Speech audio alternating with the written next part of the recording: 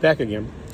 The seeming problem with AI, and also, which is just a shadow of our thinking, without the pesky emotions. The symptom, the problem with that, if we have a problem, is that we're unconscious. We can't see anything anymore. We don't even believe in the land of miraculous. In fact, if we actually took a glimpse into what actually we could see, it would scare us to death, and that's why we don't do it. That's why we don't do it. Because why?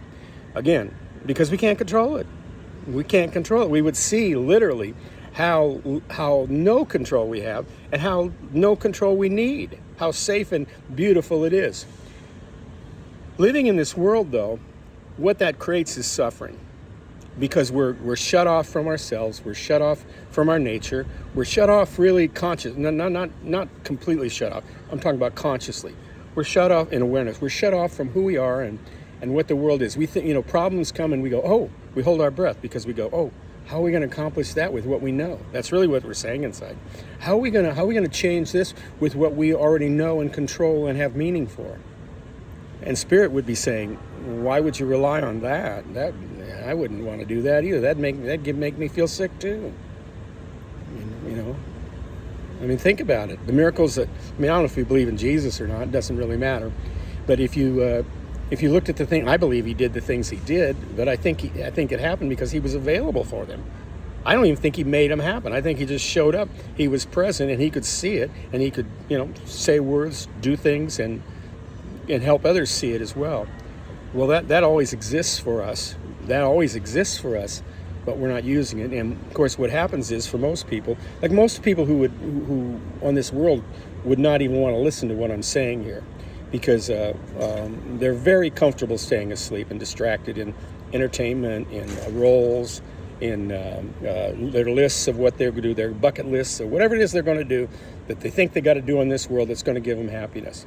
And we all know it gives us happiness till it doesn't, till we get tired of it. You get bored of it. You've done enough of it. Finally, you say, you start singing like Peggy Lee in that song. Is that all there is? Is that all there is? Because there's much, much, much, much more.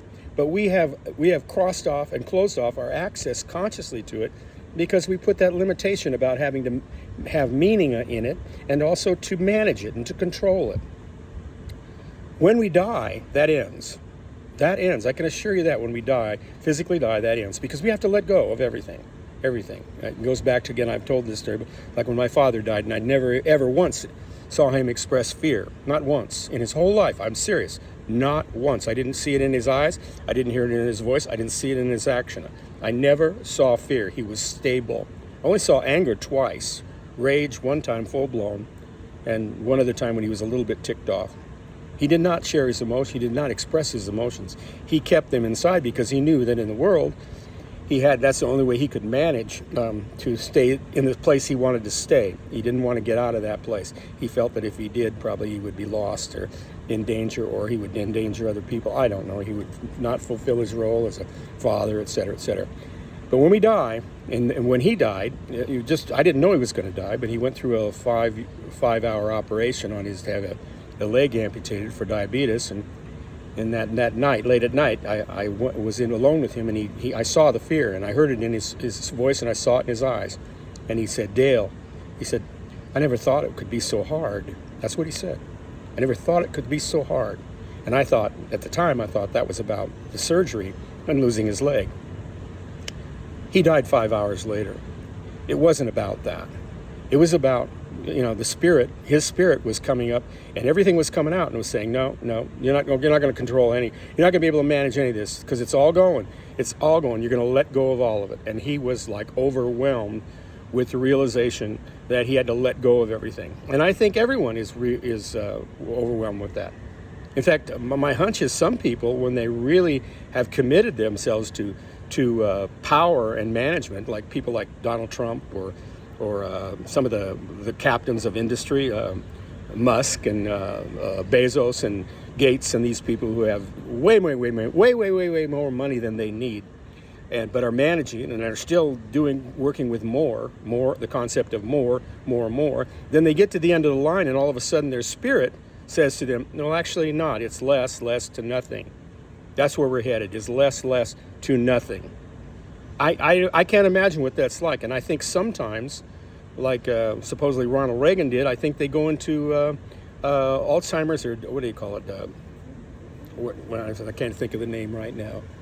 Not delirium, but something like that, but more permanent, where you check out from the world, and that's what's, you can't face, you can't, maybe you check out from yourself, I don't know. And that maybe they die to themselves when they go into that place. I don't know. But I would imagine that maybe that could be an alternative to facing it directly, but until you have to face it directly. Again, I'm just hypothesizing. Who knows? Could be all wrong on that stuff.